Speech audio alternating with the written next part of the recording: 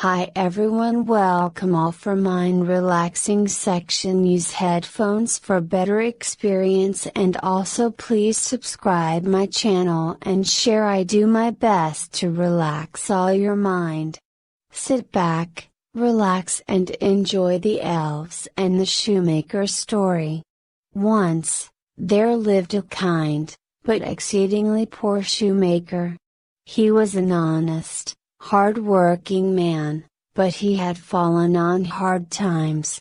So hard, in fact, he could no longer make ends meet. All that remained in his workshop was enough leather to make a single pair of shoes.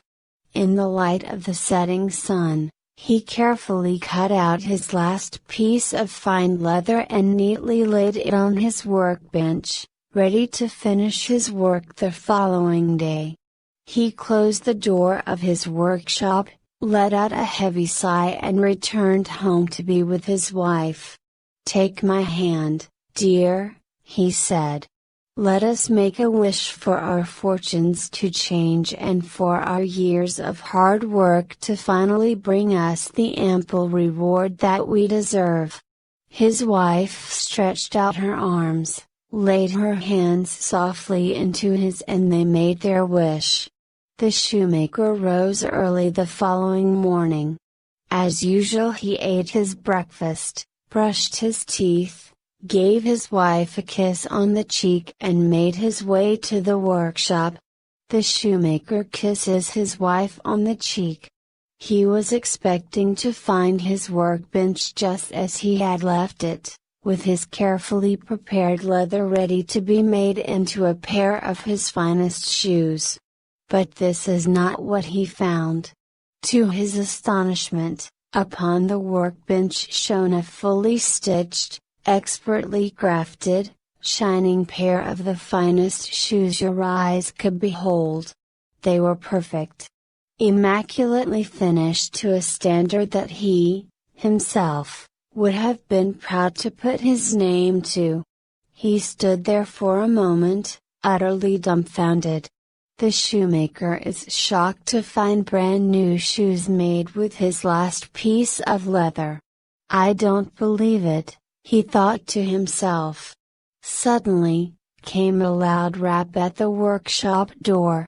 A well-dressed man entered and said, "Good morning, kind sir. I was passing and that pair of fine shoes on your workbench caught my eye. Could I please try them on?" "Why yes, of course," said the shoemaker. The man knelt down and tried on the shoes. "Just as I suspected," said the man, "a perfect fit. I'll take them." The elves and the shoemaker, a very well-dressed gentleman, tries on the newly made leather shoes and they fit perfectly. What happened next shocked the shoemaker, perhaps even more than the appearance of the shoes. The man asked the shoemaker for the price of the shoes. The shoemaker told him and this was the man's reply. "Nonsense!" cried the man. The shoemaker looked disappointed. "I mean to say," the man continued, "that the quality and workmanship is plain to see and I will not pay a penny less than double what you ask." The shoemaker thanked the man dearly for his generosity. The man smiled, doffed his hat and strode out the door wearing his new, and very shiny, shoes. With the money that he had received from selling the shoes, the shoemaker went out and purchased more leather. This time he had enough leather to make 2 pairs of shoes. In the light of the setting sun, he carefully cut out 2 pieces of fine leather and neatly laid them on his workbench, ready to finish his work the following day. The next day arrived. To his astonishment, the same thing had happened again. But this time there was not 1 pair of shoes on his workbench, there were 2. And as before, The quality of the workmanship was so exquisite that two well-dressed men came into his workshop and paid twice the asking price. The shoemaker is shocked to find two pairs of leather shoes newly made. This continued day after day. With the takings from the day, the shoemaker would buy enough leather to prepare twice the number of shoes for the following day. And every morning, the shoes would be immaculately prepared, polished and stacked on his workbench, ready to be sold. 4 pairs. 8 pairs.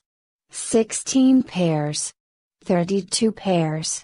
The elves and the shoemaker, new pairs of leather shoes produced every day, much to the amazement of the shoemaker.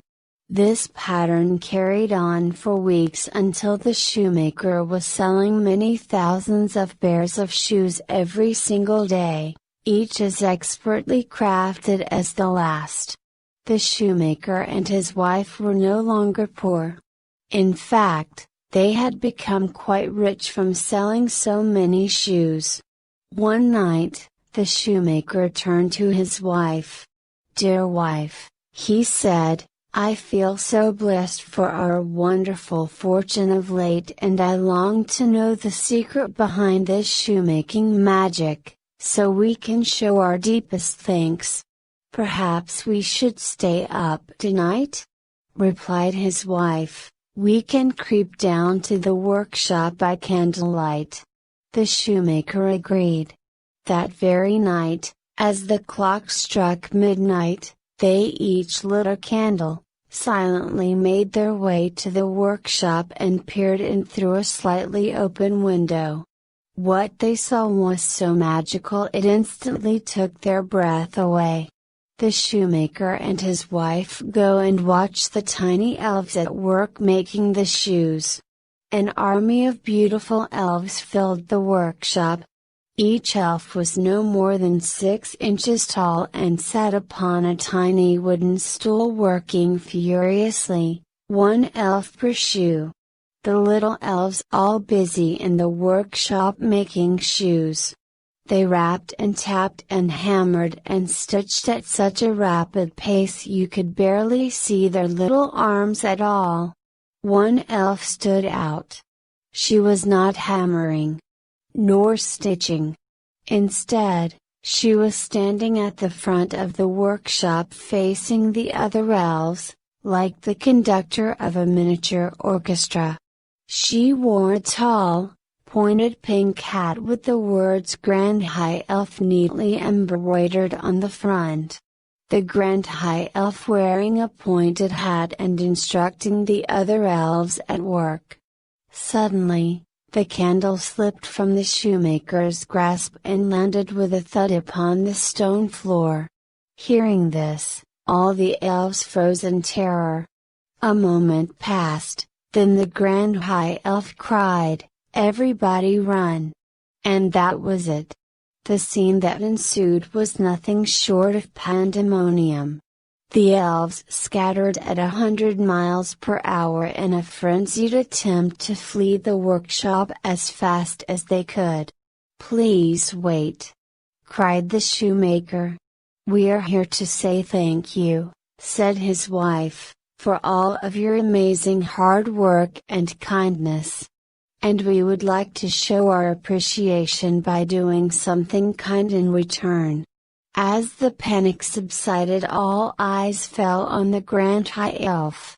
She stepped forward and said, "We are hungry and the clothes upon our backs are threadbare. Would you be so kind as to feed us and replace our clothes? We would be forever in your debt." The shoemaker lay down on the ground, his face now level with the Grand High Elf. The Grand High Elf and the shoemaker meet and shake hands, agreeing to help each other. He smiled at her and said gently, "Of course, Your Highness. We will gladly give you all the food and clothes you desire. And please forgive me, but I've noticed that your feet are bare. I'd also like to make you each a pair of my finest shoes." She smiled back. "That would be wonderful," she replied. From that day forward the elves, the shoemaker and his wife became the very best of friends. They worked hard and went on to live a happy, prosperous and full life together. The end.